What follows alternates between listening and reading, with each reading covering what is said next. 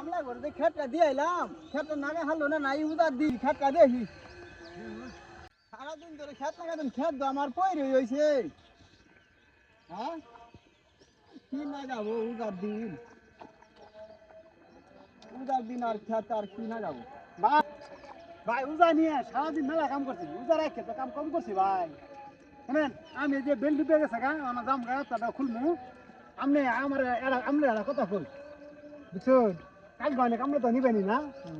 আমি উজা নাকছে দেখে খাইলে মনে পান গাছ মাছ আর ডিম দেওয়া খাইতেছি বুঝছেন, খাইতেছি ওরা পুলায় পুড়িয়ে কইতাছে মুরগি নিবে, গরম চাইলো নাই কিছুই নাই। ওরা কালকের মহিনাটা হুদা হয়ে চাইলি দিতে ভালো উপকার হইতে ভাই। ভাই কালকে মহিনাটা হুদা দিতে ভাই। আসলে ভাই আপনি ঠেহা ভাই ছেয়া না ভাই, পেট গেড়ে মানুষ ভাই বুঝছেন, উদা নাকছে দেখে ভাই কি কত কষ্ট করে খাইতেছি।